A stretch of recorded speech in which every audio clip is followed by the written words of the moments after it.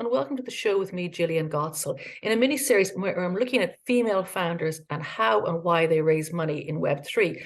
So today I'm delighted to interview and invite on stage Helena Gagern, who's the co-founder and CEO, and Grace Wang, who's also co-founder and CTO of Salsa, previously named Pearl.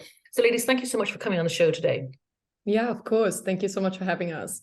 Brilliant. So first of all, you said there's an interesting story about how you guys met, because you're the co-founders, two women, and you've been successful in raising funds. So how did you guys meet? What was the background story? Yeah, it was an absolute coincidence. So, I mean, to give you a bit of context on who we are and what we did before, my background was a bit, I would almost say all over the place. I started out in urban design, moved to LA to work in business development, then learned how to code, built my very first startup back then, and became a product manager. And then at some point realized that, Web3 is where I want to build in. And Grace and I met at a hackathon in Miami. We were sitting next to each other at this VC event. I was literally sitting on the floor, and I was working on an NFT project back then with my mother, who's an author. And it was when the whole NFT book vertical was completely kind of undiscovered and no one was really talking about it. There really wasn't that much content on it out there.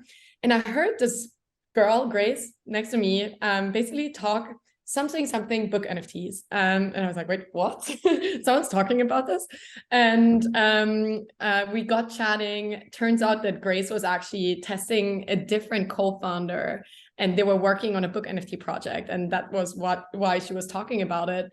And we went for dinner and realized that we have, a lot of shared values, a lot of complementary skill sets. And I'll let Grace tell a bit more about her background and maybe also what we did then to actually test out if we could be good co-founders. But that's how we met. It was an absolute coincidence. Wow, I love it. Okay, Grace. So tell me a bit about your background and then about your project that you were doing. Sure. Yeah. So I have an engineering background, studied computer science and business in university, and then went on to work at Palantir. So that's where I really learned how a bigger engineering organization operates and handles a large amount of data and traffic. And after that, I had the startup itch. So that's when I moved to Silicon Valley, did a bunch of things for a bunch of different startups, helping them build their MVPs. Also built 10 of my own MVPs over 2 to 3 years. So that's when I learned, more full stack development and also what I was looking for in a co-founder. And again, I live in San Francisco. Helena lives in London. So it was just so lucky that we met in Miami. That's when we decided we should really test out working together. So Helena invited me to join her in Austria, which is where she's from. We actually stayed in a cabin for 2 weeks together, building out a mini project that was around sending shout outs as NFTs. And we actually launched it on International Women's Day last year in March, almost 1 year ago. And Brilliant. That went so well that we decided to keep going together. Because I was going to ask, because you said previously you were kind of trying to figure out what you wanted in a co-founder. May I ask you both, why do you think you work so well together? What is it that you both want in a co-founder, that you both click so well together? Mm-hmm. Grace, you sound like you have something on your lips. I have a few thoughts as well. I think for me, there's a few things. So one, Helena mentioned shared values. That's really important to me. And also a self-awareness about why you're starting a company. I meet many founders here in San Francisco who think that being a founder is the best way to achieve status or money. And actually, I think there's easier ways to achieve those two objectives. I think the desire for founding a company needs to go deeper than that. And then in Helena, I also found a similarly high energy level. And I think it's just necessary for both co-founders that have that energy and also a positive outlook for the company to succeed. Okay, cool. So Helena, how would you, what made you reach out to Grace and know that you were a good fit? I mean, initially it was just that I wanted to learn what she was working on, because I thought I'm basically one of the only, few people at that stage who was thinking about what the future of books times Web3 could look like. And so that was the initial thing. We then went for dinner, and I think what I saw in Grace was a passion for what she does. Like obviously technical talent, but I would say what Grace has a unique combination of on the technical side is she knows how to write software properly from Palantir, but she spent enough time building, these 10 MVPs by herself to know how to do things quickly and when you have to do a trade-off as well to ship and have the speed that a startup needs. So I saw that, and I think the two other things that I would mention about, why we're a good fit, but what I also saw very quickly back then is one that goes together with what Grace said around we're having the same reasons for why we want to start a company, and the result of it is the end goal isn't everything. It's also about the journey, right? It's about, are you learning every day? Are you enjoying work? Are you enjoying the people that you see every day? And I think that's something that we totally aligned on. And lastly, it's pragmatism. I think both of us saw when we did this project in Austria together, that we can really execute together. And that's, some people are quite idealistic, especially I would say in Web3, around the tech stack to use or around certain trade-offs. And I think we both move quite quickly, and that's definitely something we bonded over as well. Cool. So tell me, the first project you launched in Austria, is that related to the Salsa project, or is it something else? No, that was literally just, we were like, what's something that we can build in 2 weeks, start to finish, that will help us test out all the different areas of execution, from coming up with the idea, designing what this should look like, actually building it, prioritizing features, getting the word out there, working perhaps with other people like collaborators. And so it was just a standalone project with the entire goal of it, testing out how we work together. You have to envision this. When we flew to Austria, we had met twice. So basically, my friends and family thought that I'm absolutely mental, spending 2 weeks locked in the Alps in a house together, with a person who I've basically met twice. And the whole idea was getting to know each other. However, when we were in Austria, that was a very small village with not that much to do, apart from work. And so we spent the evenings and mornings and, lunches often talking about our hypotheses in Web3, the types of problems that excite us. And very quickly, we started talking about this idea of communication right now in Web3 being broken.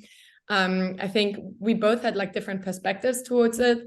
Grace had worked with a really cool entertainment Web3 platform in New York called Mad Realities, and had seen how they were using NFTs to basically create better relationships with the users, but also fundraise. But at the same time, then they couldn't reach those users. And from the flip side, I had seen, trying to work with my mother on this project, how creators today, whether they're in Web3 or not, don't have this direct line of communication with their audience. And we pretty quickly were like, okay, this is a really interesting area, and started looking deeper into it. Okay, so tell me about, this is Pearl, and then it became Salsa. So tell me about the business. Grace, you want to go? Sure. Yeah, I can take that one on. So basically, Helena mentioned there's this communication problem where that I observed in Mad Realities, where they had all these NFT holders, their earliest supporters, and they couldn't reach them. And now they've somewhat solved that by collecting email and phone numbers, but other Web3 communities are really adverse to that, collecting Web2 contact info. And so Helena and I started discussing if there can be a crypto native form of communication through your wallet address. And we decided there's probably two parts to the solution. One is for the organizations. Think about MailChimp and Web2 that lets brands draft and schedule email campaigns. And then there, of course, needs to be a way for the consumer to receive that message. So in Web2, we have these email clients. A lot of people use Gmail or Outlook or something similar. And since Helena and I both come from B2B backgrounds, we thought it would be easiest to launch the organization product first, and do a B2B2C distribution. So that's the plan we fundraised on last summer, that we're going to launch in a few phases. First, the B2B product, then the consumer app. And we also thought about building our own messaging protocol. And yeah, of course, all that shifted as the market changed, as we got deeper into building after the fundraise. And so we decided instead to actually launch the consumer app first. We did our very first MVP for DevCon, which was a conference in Bogota, Colombia last October. And yeah, the Web3 messaging protocols have also matured in the meantime. So we're evaluating the options out there, so we don't have to build our own, because that's definitely a tall order too. That's interesting. So that's one of the last ones I can ask you is how have you spent the money? So you've actually flipped your roadmap to in response. You have to be responsive to Web3, I guess. So, but if you could sum up Salsa in your elevator pitch, Helena, I'll ask you that. What would you say Salsa is or will be? Yeah, so Salsa is a mobile app that uses on-chain data to add context to wallet native messaging. So there's really these two elements to it, the wallet native messaging and using data for context. What that means is that, today, all the platforms that we communicate on, Discord, Telegram, they actually don't make use of all this great data that we have out there on chain about what interests us, what events have we gone to, what communities have we interacted with, what brands, have we do we have a relationship with? All that data is on chain. And so communicating in these Web2 platforms is almost like, if you had like a racing car and you drove it at 10 miles per hour. And so that's what we're doing, is we're bringing the data and the messaging into one system to make it a better experience for users. Okay, and this is the idea, the content you pitched to investors. So what type of funding did you go after and why? Why did you pick that figure? Yeah, so I think it was like definitely a learning process, the entire fundraising journey. It was the first time that either of us fundraised. And we did it in the absolute crypto bear where, funding into Web3 startups was not very popular. Mm-hmm. And what we went for was initially actually a smaller round. We initially thought, let's do something like, 500K with mainly angel checks, but we quickly realized that there was demand to raise a larger round. And so we ended up raising 2 million. And we went for a combination of two co-leads that bring really different things to the table.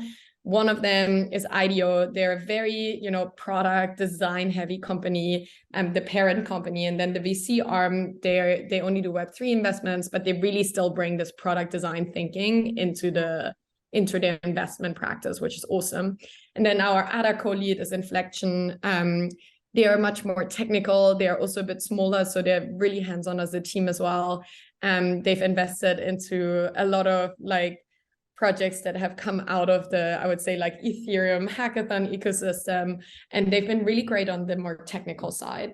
And then we filled up the round with angels who are, most of them, founders that we look up to and that inspire us, whether those are people like Patricio, the founder of POAP, the social messaging protocol that we basically use as a data source for our app today. People like Henry Stern, he was our first backer. He's building Privy, which is like a privacy solution. Dan Romeo from Farcaster, again, Web3 social. And G-Money, who is more on the NFT and fashion side, and really helping us shape our thinking around how brands interact with Web3 in the future. So, question for you: how did you meet these inspiring people? Honestly, we ran the data, and the large majority of people we met IRL, so at conferences, a lot of them. So for example, Inflection was someone we met at a conference. IDEO as well is someone we met, Paris from IDEO is someone I met in April of last year, way before we even started fundraising. And then Henry was someone that Grace had known for a while. Dan, I think you also met through Henry, Grace. That's right. Yeah, it was a combination of old contacts from past jobs. The Palantir network was definitely valuable, but also new people we met in Web3 only last year. And that's something I think Helena and I both love about Web3, is how accepting the community is towards newcomers. Helena and I only got into the industry a year and a half ago, and yeah, we feel totally accepted and at home, and lucky to be friends with many people who have been in it for years. Okay, so the question that sort of prompted this interview: how hard is it? You see all the stats where female founders are take up a tiny, like, is it like 12% of all the VC money that's raised? Did you find being, and you're also an all-female, two female founder-led startup, was that an impediment for you, or did it make any difference? Did you see anything, or tell me, what was your experience? I'll tell my opinion, but I'm curious to hear Grace's as well. I think personally, I didn't feel the disadvantage. I definitely felt the underrepresentation though, not just on the side of founders, but also on the side of investors.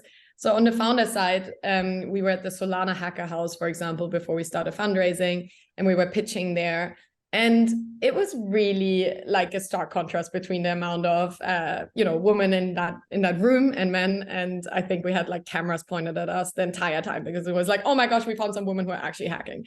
I think on the investor side, we really wanted equal representation on our cap table. And we actually achieved it in terms of just looking at how much money was invested, because Paris, the GP of IDEO, co-led our round. But if we're looking at number of people who are in the round, it's like, a quarter females, when that's really something that we push for with angels and everyone as well. So it wasn't easy to get a balanced cap table, and we actually failed in the end. And did you feel, and maybe Chris to Grace, as a female-led startup, was there prejudice for you or against you, or is that just is it just low, as you were saying, Helena? It's not so much this prejudice; is this as low representation? So did you feel it was a negative thing, or what kind of reactions did you come up against, Grace? Yeah, in general, I find being a female team to be to our advantage. I think it helps us stand out. Although earlier in my career, I definitely struggled a lot with imposter syndrome. And I guess that was the tough part, like where I had to overcome that and also get used to just being in a room where it's often dominantly male. But yeah, now I think it helps us stand out. We've also gotten interest on the hiring side from a lot of female candidates, because I think they're attracted to this like rare female team. And luckily, we have many fellow founders. Well, not many, but we know a handful of really impressive female founders, and count them as friends. Asta from Privy, who's Henry's co-founder, and then the team at Mad Realities is also both women. Okay, so can you bust some myths for me? What are the biggest myths, the negative myths about female founders that you may have encountered or you may have heard about? Interesting. I wouldn't actually call myself an expert on all the myths. I don't think I paid that much attention to it. So maybe you can help us with like some of the myths that are top of mind. I think maybe one that I would hear is that like, women are too hesitant and don't stand out enough. I think that's definitely a myth, because like, by not being so underrepresented in the room, you're already standing out. And I think another myth that I don't know if it's used against female founders, but generally against women, is like maybe that they're sensitive. Where I think, as founders, as a company scales, a lot of what you do is understand customers and understand your team and employees and manage those. I think empathy is actually a huge advantage that female founders have there, in terms of not just managing the team, but really understanding customer problems deeply as well. Okay, you've answered kind of my second question there. What were the best parts? So empathy. Oh, sorry. No, it's cool. You're on ahead. So empathy would be one of the things that you would say that female founders have that over male founders. And again, I think it's always an absolute generalization, and there's outliers in every group. But I would say if I had to pinpoint one, then probably for me it would be empathy. That's actually a big benefit. So the actual process of raising 2 million, which is a lot of money. Were there many hiccups? Did you have ups and downs, days and days going, oh my God, the money's not coming, or the money's coming? What were the highlights and what were the lowlights of the process, and how long did it take? Yeah, I can take that. So it took 6 weeks in total. Fast. It felt long. It felt long, it felt so long. Yeah. And maybe I was overly indexed on the stories of founders raising during the bull market. But I think in hindsight, 6 weeks was very reasonable for the amount we raised and the timing. And yeah, there were definitely times when we had to reevaluate our approach. So for example, 2 weeks in, we had gotten the term sheet from Inflection and a few angels, but we really needed another co-lead. And we looked at the rejections we had gotten up to that point and realized like 11 out of 13 were from non-crypto focused funds. So yeah, the Web2 VCs had already really gotten turned off by crypto at that point. And so we decided after that to only focus on Web3 funds, and we did better as a result of that focus. Okay, so the 2 million, it's in the bank. How are you going to spend it? You already said at the very start, you flipped your roadmap from doing B2B first and doing the customer-led development first. So how are you spending the money? And is it, in terms of practical terms, how does that work? Do you have 2 million in the bank? Do you write checks? Transfer money, write checks. Who writes checks? But just the practical of spending the money. How does that work? Yeah, I would say the practical one is the money is in the bank, although I would say some of it is obviously in our crypto wallet as well, our company wallet, because some investors preferred to invest in USDC, which is fine by us. How we're spending is I would say mainly employees and contractors at the moment. We actually just hired our first full-time engineer, which is super exciting. We were interviewing for this role for quite a long and intensive time, and finally found the right candidate and made the offer. And yeah, so that's really exciting. Beyond that, how we're spending the money is, we've worked with contractors a lot as well, whether on the design front. We actually, through IDEO, got a great agency that did all the branding for Lens and Near, and they cost money too. Yeah. I think our travel also isn't unsubstantial. As you notice, we live far away from each other. Grace is in SF, I'm in London. And whilst most of the time we feel like the being remote is kind of can work to our advantage, where we have a lot of coverage in the 24 hours in a day, and we can get a lot done. Every kind of 6 to 8 weeks, we feel like, okay, slowly we need to see each other face to face. So what we normally try and do is meet up when there's also a conference or like a reason to go somewhere. So for example, in a few weeks, we'll be traveling to Denver together and then staying there together for a bit more to get some FaceTime. And of course, all the travel and conferences, that takes a bit of money as well. But I would say so far, our burn isn't that crazy yet. We're expecting it to grow as we hire more of a team though. We're looking for a designer right now, if anyone is watching. But yeah, that's kind of the biggest burn. And what is, in terms of your roadmap, how long will that money keep you going? And when do you have to raise again? So I think it really depends how quickly things scale and how quickly we find product market fit. So as we currently stand with our burn right now and like a small team, we have like basically 2 to 3 years of runway. So really definitely enough. What we're hoping though is to expand the team to maybe 5 or 6 people by the end of the year, and to ideally raise it again next year. And that would then be like either a bigger seed or like a Series A, to really enable us to scale. But we obviously need to have like good signs of PMF before we can actually do that.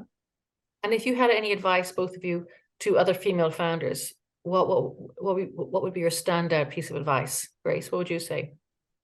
Sure. I'd say be yourself and don't try and, fit some mold of how you think you should be as a founder, whether that's more, masculine or more like strong. I think being soft is also very powerful.